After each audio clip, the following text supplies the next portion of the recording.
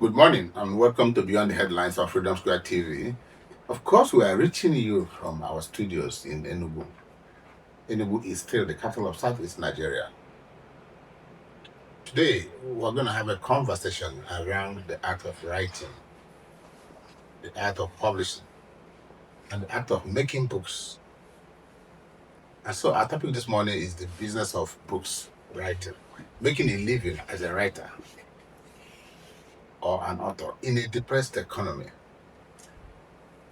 2 years ago, I was actually in Geneva, Switzerland, to speak to the African group of WIPO, World Intellectual Property Organization, on what they call exceptions and limitations to copyright.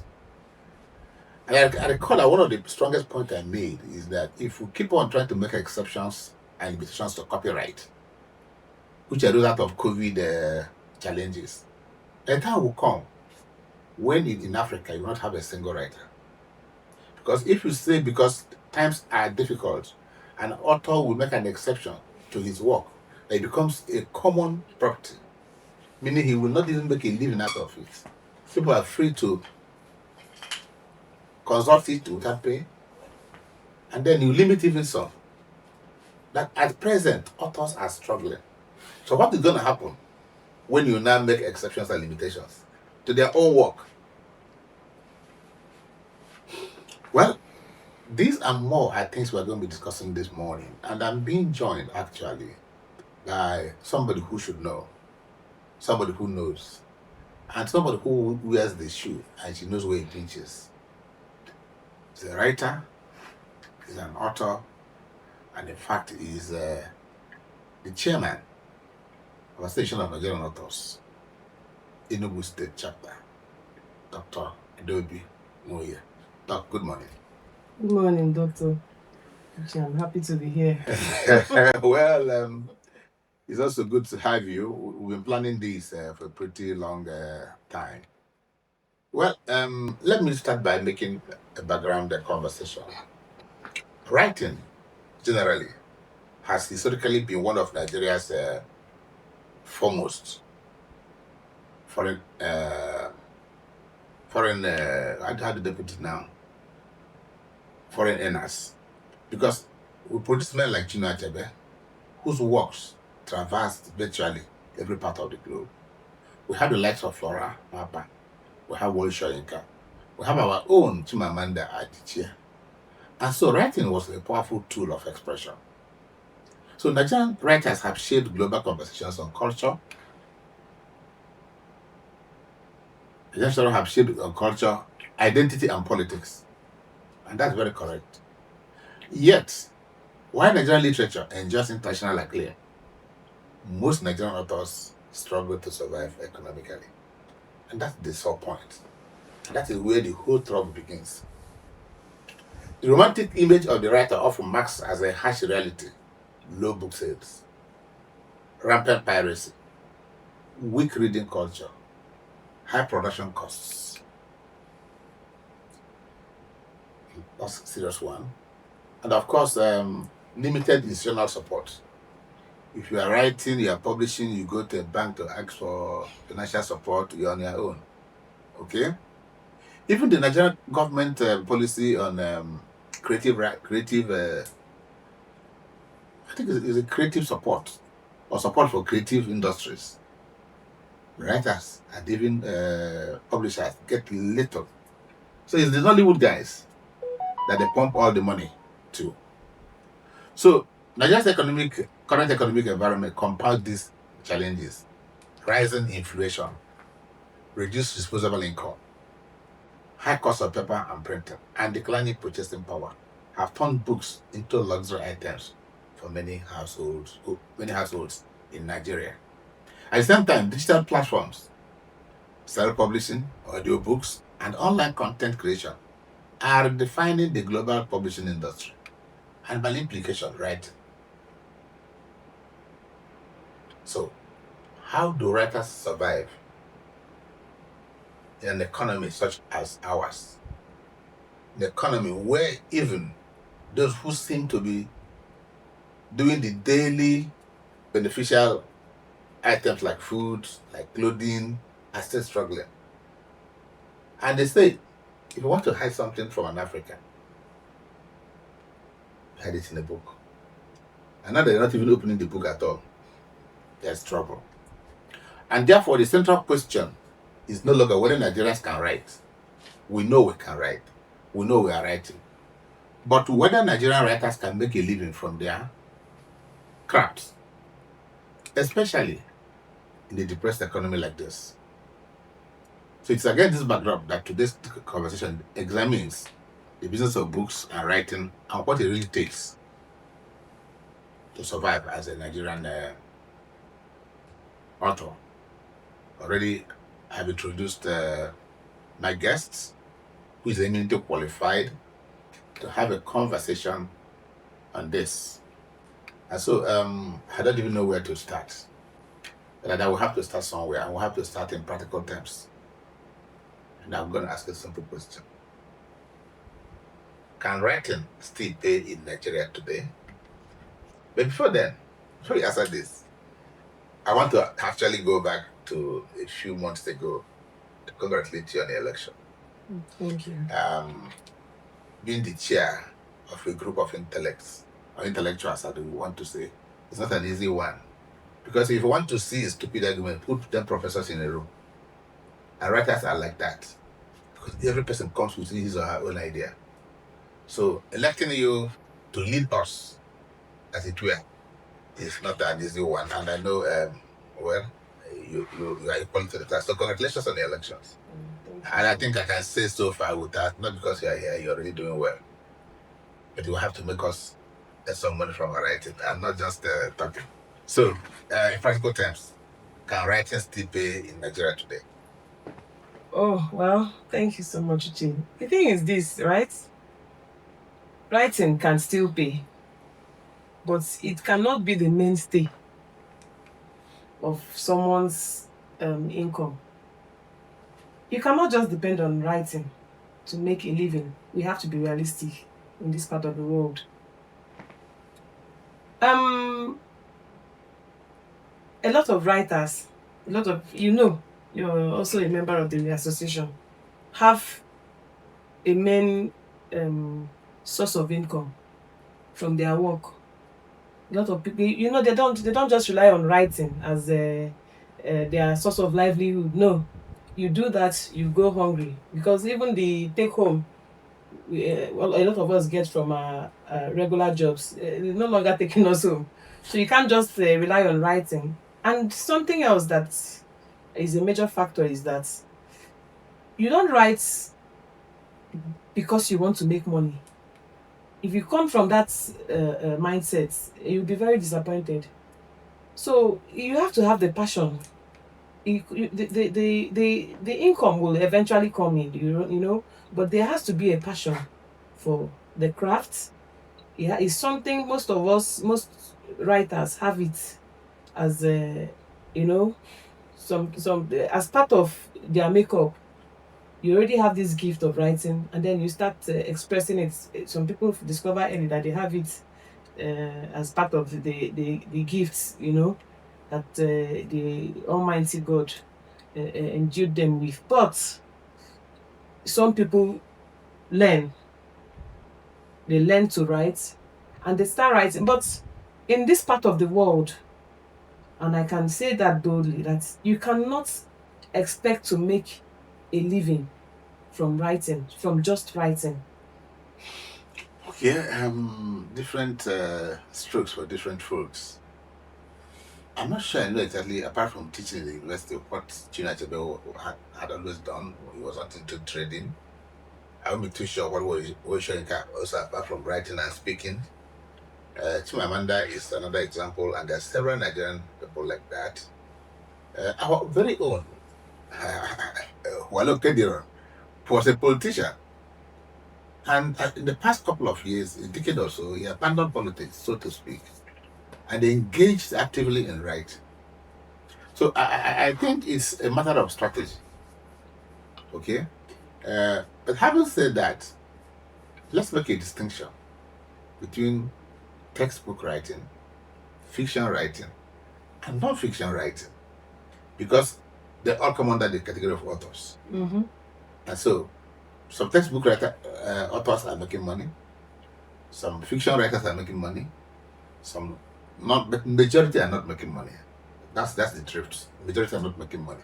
And our job this morning is to try to think about how they can, because overseas a lot of people devote their time full time to Mm-hmm. writing.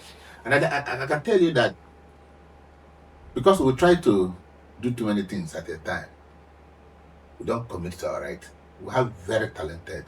Even on our platform, I read people's writings, and I'm so wow. How do we put this? And they just told me just before we entered there that Wale is on the tour to will be actually on the tour to Yeah. UK because that's what they do. I recall I was in the US, the book expo, actually in New York, and I saw book signing, and I stood on the queue for 2 hours to get just a book signed. I discovered it was not getting to my turn. I just did the African thing. So this is my red cap. Say, hey guys, African press, I'm boarding the flight now. Can I go get signed my book? They said, okay, go, go, go, go, go, go. So I got there and I just see people sitting on the floor, waiting patiently to have a book signed. And I'm sure Wale will share his experience. So before we get to how we will survive, how are you fighting piracy? Piracy is the biggest canker worm that many authors in Nigeria are dealing with. Who is a pirate? A man who steals your work without their permission. And you find their novel, you may find that their novel is selling in some parts of Nigeria without their knowledge. And they're making money. And so if they can make money, why wouldn't the author make money? But how has piracy affected their trade generally? Well, before I answer that question, I want to remind you that Wale is also is a medical doctor, so he's not just writing. I have forgotten that trade. He has his profession. Initially, he was focused on medicine, so I'm just trying to buttress the fact that you cannot just rely here, maybe in the West, but here no. But we are going to get to that. Talk more on that, I guess. Yeah. About piracy, like you rightly said, it's a canker worm, and I don't know. You were, I think that you were at the forefront of this battle against piracy. I've always known you as someone who has been at the forefront. I'm still at it. Yes. So, but I don't think that the much that has been done has succeeded in nipping. Okay, maybe not totally nipped that scourge in the bud, because even as we speak, there are some we just came back from convention. Okay. You see very good books. You buy these books for the authors to break even. They have to sell at almost, the margin of profit isn't so much, but because of the, like I earlier mentioned, the publication costs, and then you see someone who is managing to recoup the funds invested in his work, finding the book in the market being sold for next to nothing. It's very heartbreaking. It shouldn't be. A few years ago, I have a mentor, Professor Wangu. His books were selected as textbooks for a particular class, I think for GS3, and then the first year he sold so much, he sold almost 10,000 copies. By the following year, the markets, the pirates had flooded the books at almost half the price in the market. So what he did to fight them was he went to the ministry and said, please, can you take my book out of of the recommended text?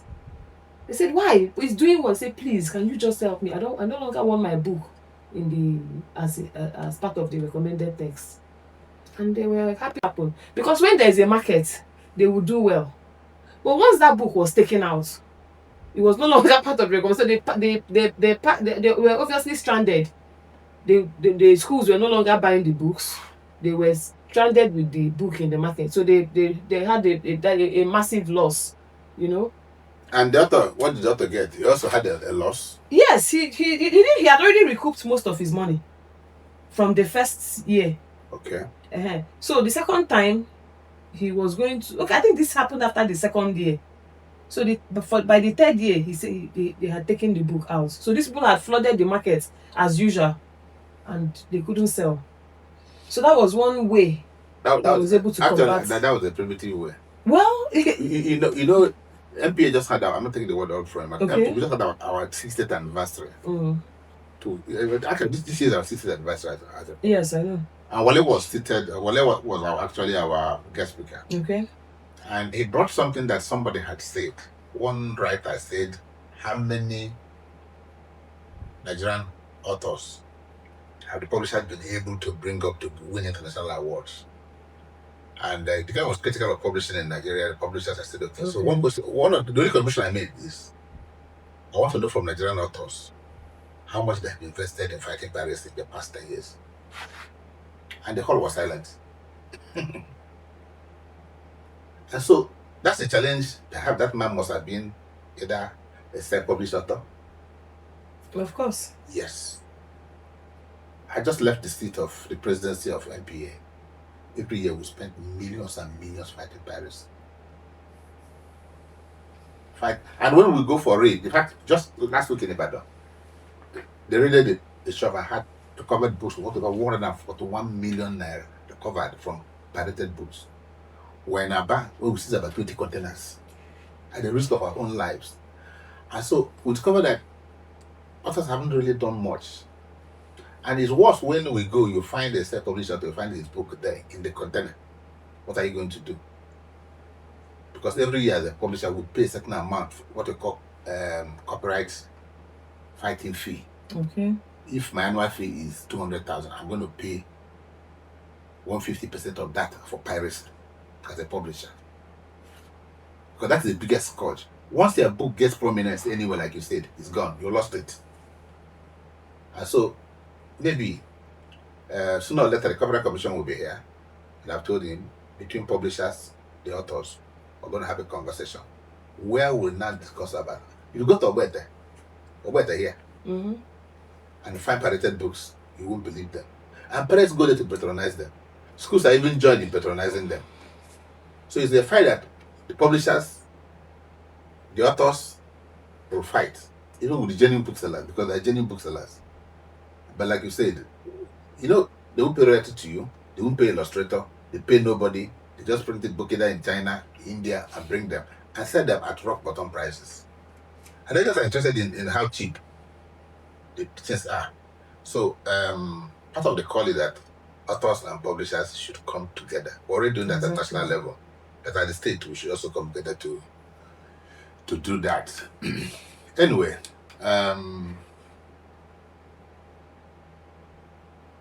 globally, writers are earning from ebooks, audiobooks, blogging, and the rest. How are you encouraging your members to embrace this new technology? Uche, the fact is, it's it looks like a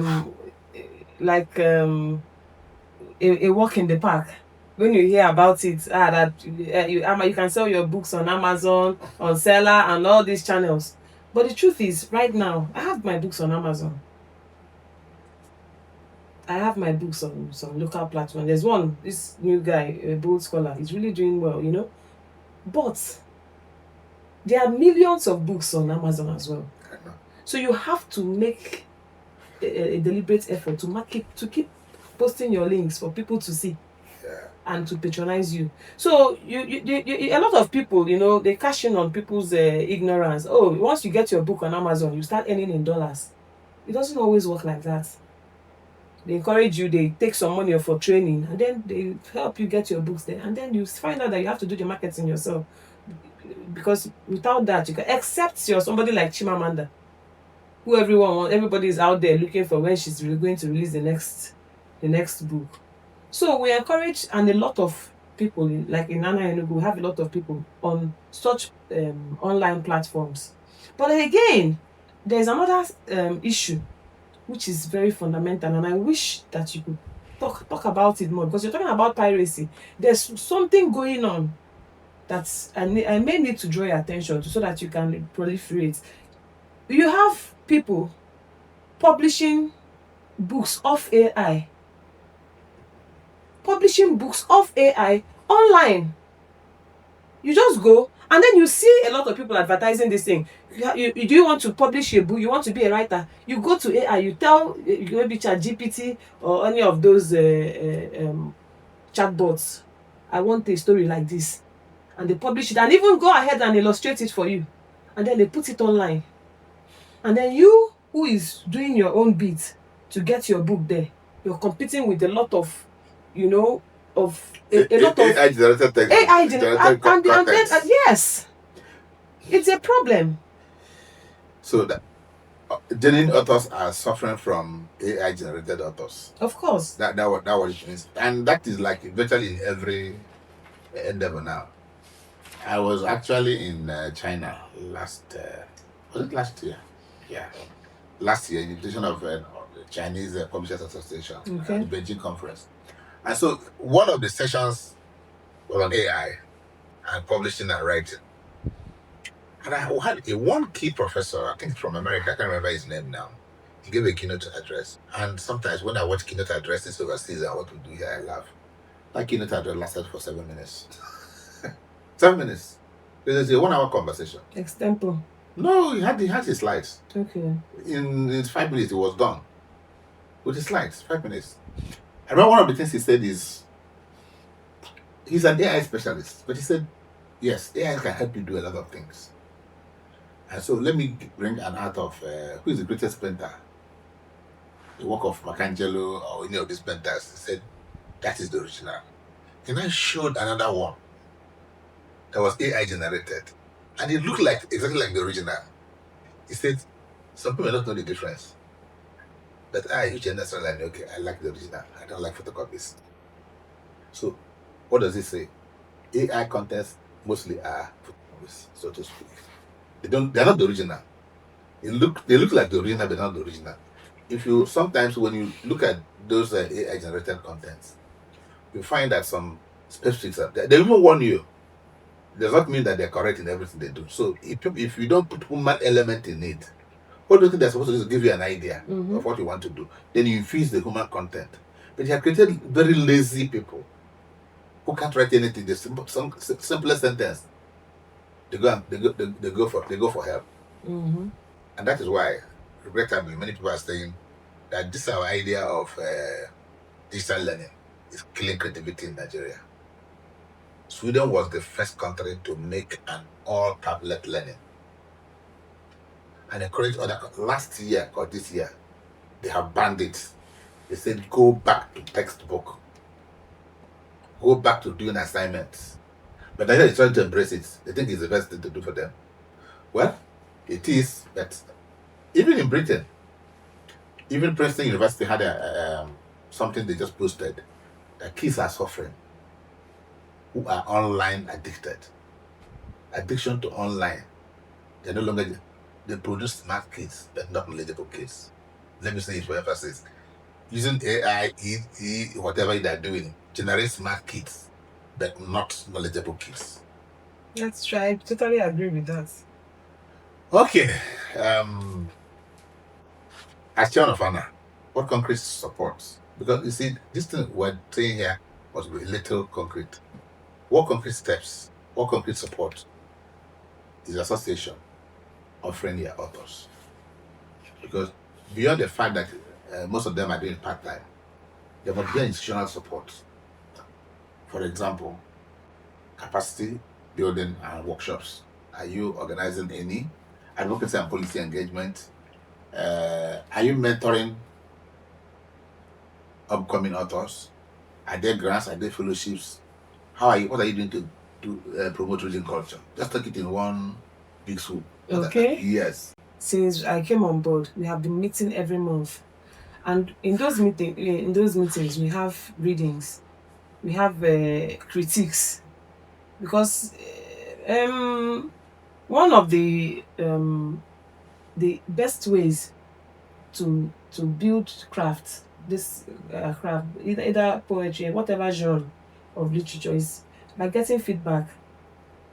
The feedback may not always be positive, but but you can build on it to become better. So at every meeting we have those feedbacks from, we have readings, and then from those readings we get feedback. That is what we can do within the association. Now we have also reached out to people we identified as the critical stakeholders, to assist us with some level of support for workshops, for trainings for our writers. In October, for the first time, Enugu was well represented in Abuja at the national convention. In fact, the president had to ask other states to watch out for Enugu, because we want to go all out and see how can we improve ourselves as writers. How can we change the narrative?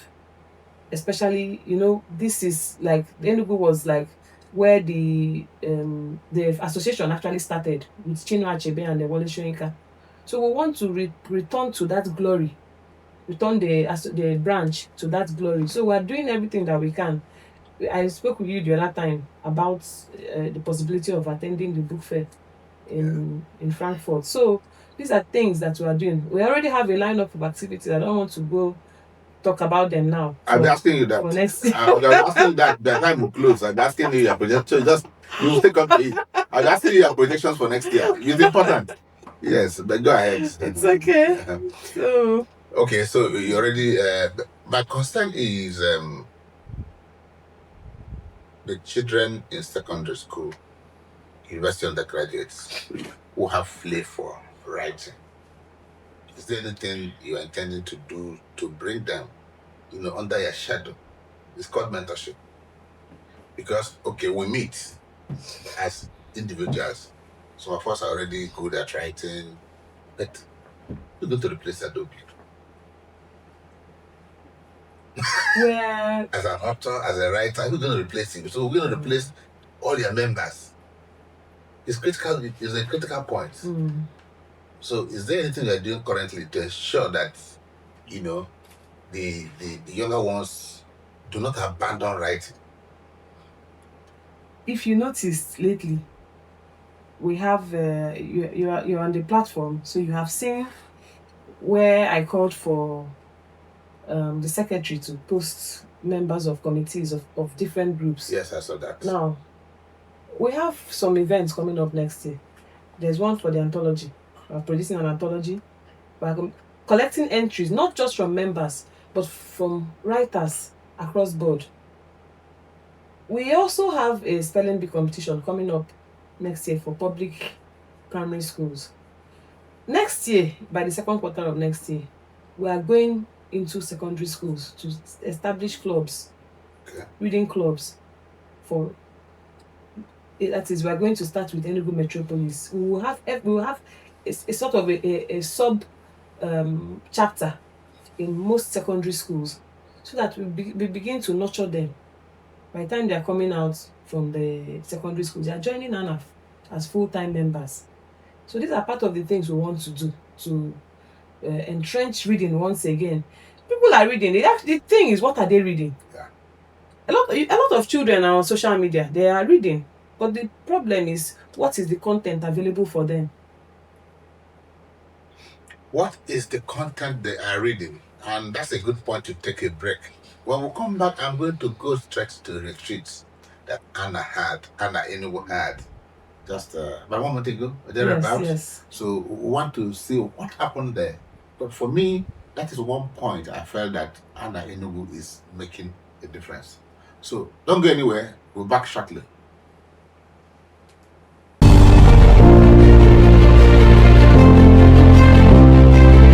Not everything makes it into the headlines, but we bring you the full story. Join Uchenna Cyril Anyoke, a renowned media personality and former president of the Nigerian Publishers Association, as he unpacks the real issues behind the news, from politics to public policy, economy to human rights. Nothing is off limits. Expert guest, in-depth conversation, local and global perspective. New episode every week on Facebook and YouTube. Watch now on Freedom Square TV. Follow for updates and behind the scenes clips. Beyond the headlines, beyond the news. Welcome back, and you are still watching Beyond the Headlines on Freedom Square TV, and we're still reaching you from our studios in Enugu. And my guest is still the chairman of ANA, Enugu State, Dr.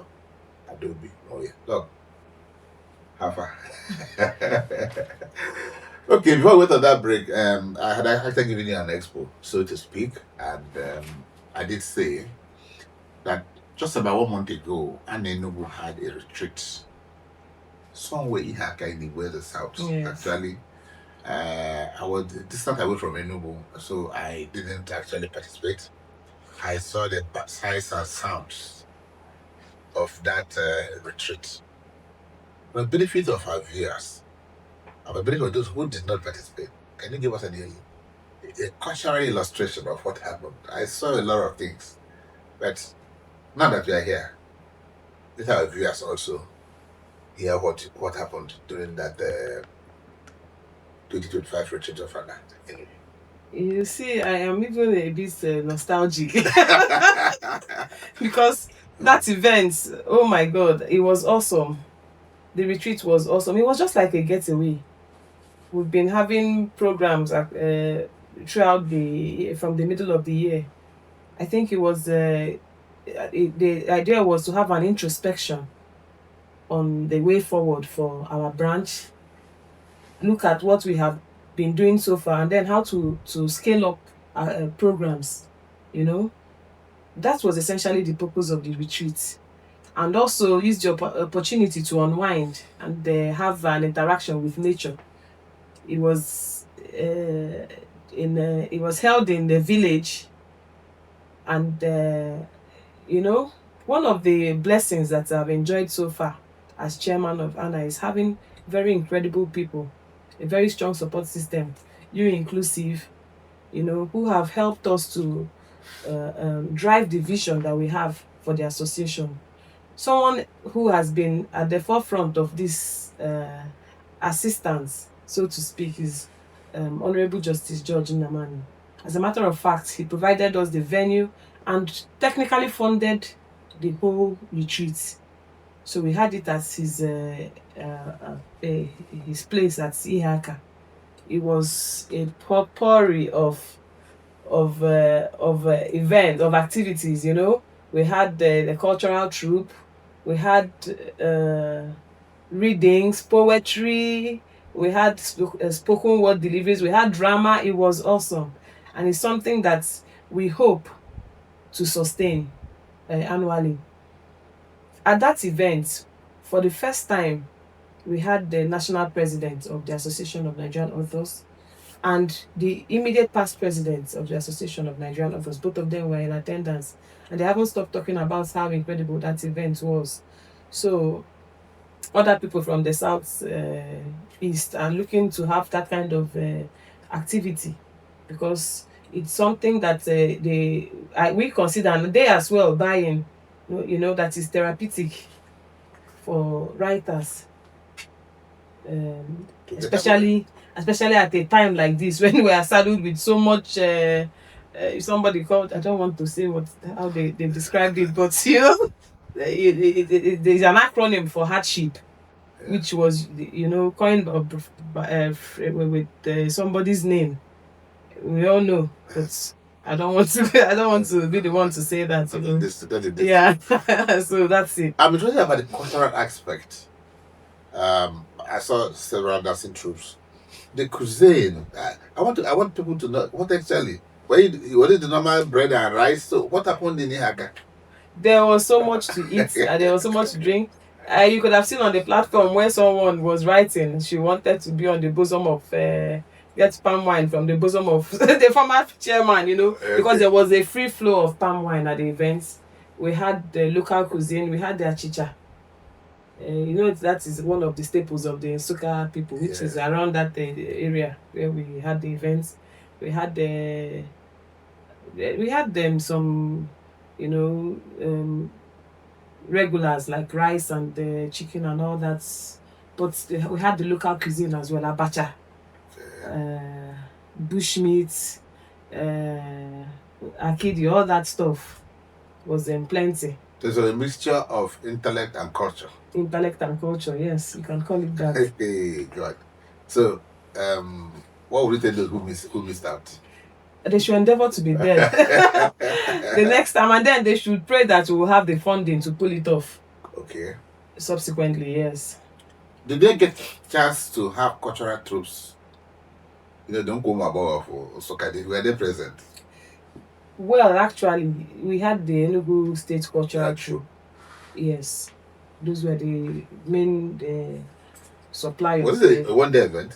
Yes. It was a one-day event. So all this happened in one day? It all happened in one day. It was action-packed? Yes. It all happened in one day. And then we had secondary schools from the area attend, especially those who had the passion for literature. We had books donated to schools at that event. We had cash gifts donated to the teachers, just to appreciate the support they are giving to the children. Teachers, we hear that our reward is in heaven, but we just wanted to identify with what the impact they are making on the lives of the children, and then we gave them some cash gifts as well. Okay. Just watching us, if you are a writer or a podium writer or somebody who's interested in the intellectual work, Anna 2025 retreat, it was something I missed, and because I was certainly out of Enugu. But from the things I saw, I wish I never missed it. And so I'm looking forward to 2026 Anna retreat in Enugu.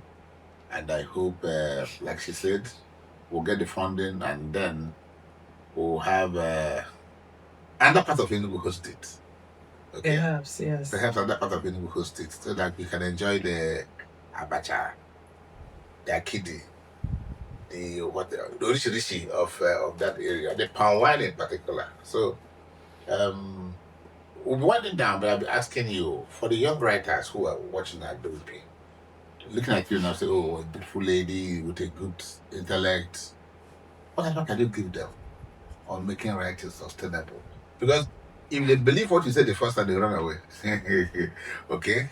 But I know it could get better. So what advice would you give to the young writers? Like those students who attended that retreat. Okay? So what would be advice to them? I believe so much in beyond making money from writing, Leverage that with yourself. Beyond making money from writing, there's so much to gain from reading. And for you to become a writer, you have to read. You have to be an avid reader. It's not in question. So I want to encourage the young people to keep reading. And how do you keep reading? You have to access books. You have to invest in books. You have to buy books and read them. For over 10 years, or for more than 10 years at a time in my life, when I had the time, I ran book clubs. Over 2,000 children have passed through me in Enugu, and I see them. They are all doing well. Many of them are in the university now. Some have graduated, all doing well. Some of them are also writing now. So it's not just about. I don't want them to get discouraged by what I have said. After all, there are people who are making money from writing scripts, screenplays and all that. I have my former students who asked me to give him one of my books to make it into a YouTube video, because he's doing well in that area. And then he said, Doc, can I use one of your books for this? And I asked him how much he was going to give to me. And he said, I will give you 300,000. I said, you're not serious. I told him, you're not serious. I'm not going to do it. I won't. But For somebody else, 300,000 is a lot of money. You can actually do that. People are writing scripts and collecting money for writing scripts. Yes. But I also want to urge people to embrace and encourage originality. Yeah. Because when you always look for cheap scripts, people are getting, like I told you, it's very disturbing. It is very disturbing. It's very disturbing. So encourage originality. Reach out to the young people. And I want to encourage as many young people as possible to keep writing. You grow by reading, and then the more you write, it's a local balance, or popular balance, or globally, practice makes perfect. Perfect. So the more you write, the more you get better at it. So I want to encourage them. The other day we heard that Australia had banned children or under 16 from using social media. Yeah. And I saw how I watched on CNN how the children, how angry they were. How angry. Some say this was their life. That someone was priding herself in saying that the online community, the only community she has, especially for, I don't know, there's one something she described people like her. I don't understand it. That speaks to the point I just raised about Sweden, and Nigeria is falling into that trap. I'm sorry, without prejudice to anybody who wants to internalize, who wants to bring whatever you are doing in Nigeria. You say every child must have a tablet. For me, I've traveled without sounding boastful. I've traveled. I've mixed with the best of countries where they produce books, where they write books, and I discovered that each time I go around the world and I go to bus stops, I see elderly women in America, in London, holding their novels. In bus stations, you see them holding their novels. And we're here telling our children, no, everything is in the tablet. When they get addicted to that, all we have very smart kids, but we're not knowledgeable. I'm not even going to shy away from it. My two kids are home, and I tried to ask them a simple question about when I was in primary school. To the Commissioner for Education, we use them to pass school entrance exams now. They ask the Commissioner for Education.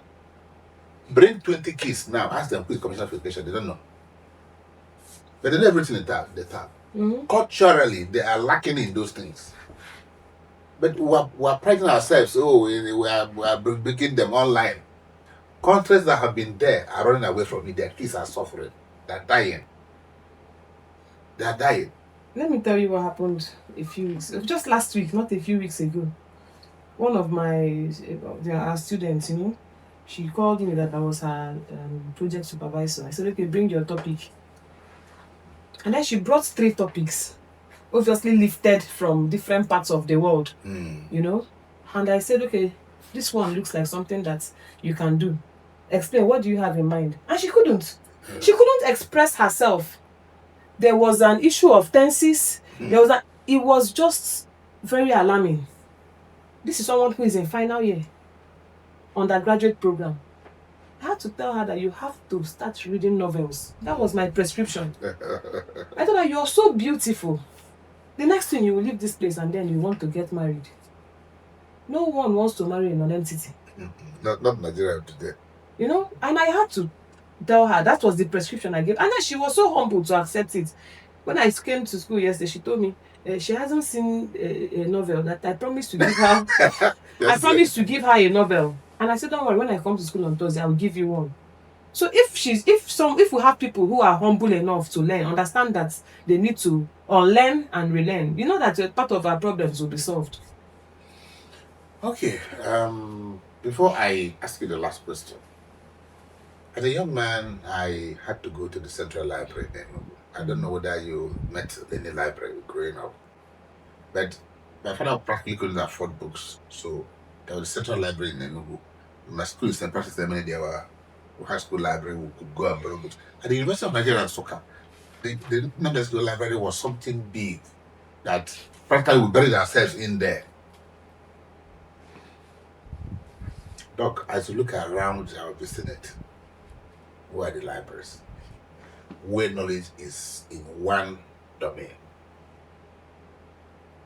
Is it international is thinking to revive libraries in this part of the world?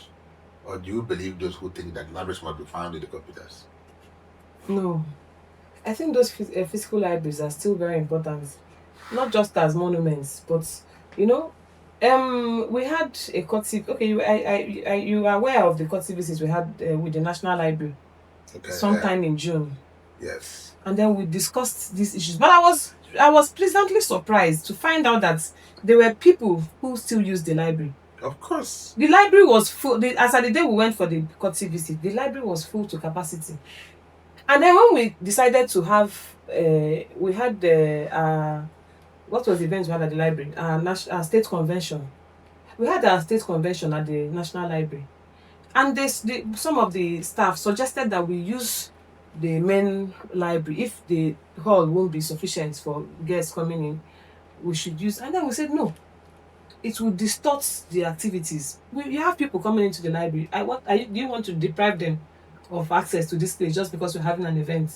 No, let's manage the hall upstairs. Let them use. I was pleased to see that, but many people do not use the library. Many people, you're in the university as well. Yeah. Many students do not even know that there's something like that. Current students. So where do they do their research? They do their research on the internet, on AI now, ChatGPT. That's where they do research. So how do they make their references? From ChatGPT. It's real. So that's the issue. When we were in school, you couldn't do this thing. There was no internet. You couldn't do these things without going to the library. I'm telling you that there are students who we have in the university. We have an e-library now. They don't even go there. The university keeps spending a lot of money going to get these materials, paying subscription for very quality materials, and then the students won't even go there except during accreditation when we have to do some window dressing. Yeah. So it's quite unfortunate. Okay. Dr. Adobimoye, Chairman, Association of Nigerian Authors, Enugu State Chapter. What would you honestly be a message to writers, to policymakers, to publishers on how to move this very important educational sector forward? Without writing, we are doomed. Whether you're going to be an engineer, you have to rely on the work of those who have been there before, who have put it to paper. Whether it is audio book, whether it is e-book, you have a book is book. And for a book to exist, there must be a writer. No one, whether you are using AI, you must pretend to assemble things in a logical manner that could make meaning. News coverage, of course, must be documented. Mm-hmm. And they come in journals, in newsletters, in pamphlets, in whatever, in book form. So, what we are talking to policymakers now, just in education. Growing up, I remember they used to buy books for us, in those days. Our states investing in books. Yes, structures everywhere. People build structures. But that alone cannot turn children into the kind of intelligence we want them to be. So what we advise to policymakers? The thing about these policymakers, I don't even think that they have access to, or maybe they do not really pay attention to the information that people gather from research. Because you find out that you conduct research, for instance, and then there's implication for policymakers. I don't know if these things are just ritualistic. If you say something bad there, they will read that one. I don't understand it. Because, for instance, why will you have very key issues that affect the book production these days. You're in the publishing industry. If you want to publish a 300-page novel now with the cheapest paper, which one is even cheap? Is anyone made in Nigeria? I'm not talking about the quality of that brown paper. Newsprint. Yes, I'm not even talking about that Where one. do you still find even the newsprint? I'm just talking about this. How many grammage? Maybe 60, 50. just let's use 50. That is like the weakest. And then you just about 300 pages, and then somebody's telling you 1 million naira. What is the total disposable income of the person who wants to publish that novel? And then when you finally get it in the market, nobody is buying it. I think there's something decisive has to be done. Like, we need to borrow a leaf from Australia, and Sweden, like you rightly pointed out, and get people back into hard copy stuff. I don't know if I think that people in ophthalmology must also have reports Yeah. that the exposure we are getting to the blue light and all that is damaging the eyes more rapidly than what used to be obtainable. Correct. So if you're looking at those policy reports, I think that measures have to be taken, have to be put in place to curb all these things. And one of the ways is to get people back to reading material, right, with from the hard copy. So that's your prescription. I always go for a hybrid because our generation, the Gen Zs and Gen Alphas, my sister, the Gen Zs and Gen Alphas, asking them to abandon this, it's like taking breath and blood out of them. So if for any government, a hybrid, wherever I go, I talk about hybrid. Mm-hmm. There are materials that are normally suited for the something, but there are also ones that must come in a hard copy. If I'm producing a book, people come to me and say, "Publish, I want a book. I want it in Amazon." Because I will look for those who will do it for you. I'm still a hard copy generation, but there are other books I'm going to put in audio. But you must know what book I must put. You are reading law, you're reading medicine, you're reading engineering. See the bulk of what they read. You have to go through that. Okay? So, policymakers are listening. Governments should be encouraged to purchase books and give to kids, even whether they're not reading it. They should ensure that each school has a library, for example. And then the library, part of the homework, part of the exam, is that you read a book, you summarize it. When you consciously begin to do it, you find kids going back to do that. I remember when I was teaching the regular one, the first thing I gave is a summary of a book. When they say we are forcing children to buy books, I said, no, we'll go and buy it any way you want to buy it. But please go and read this book and give me a summary of that book. And tell me something that interests you in the material. If you keep on doing it like that, people will keep on. I know a mass comm lecturer, if he's appearing on this program, his entire students must listen to the program and do a report out of it. That's I guess Adam, I want to thank you for, unless you have a final word, something you want to talk to your colleagues. Yes, talk to writer, talk to us who are following you. What do you expect from our chairman? Well, I think I've said all that needs to be said for now, but I also want to appeal to the public to key into what we are doing in honor. We have so many programs, especially the ones I spoke about for this spelling bee competition coming up for public school, children in public schools, come first quarter of next year. We need a lot of support to achieve these goals. So I want to talk to the general public I hope I'm not stepping out of bounds. No, go ahead. Making this appeal. Come and support us. There's so much we want to do. We want to bring back the culture of reading, especially among young people. So we need as much support as we can get. And I'm so grateful for having me, Uche. Thank you so much for the opportunity. We must thank you for being here today and for the insights here and advocacy for Nigerian writers.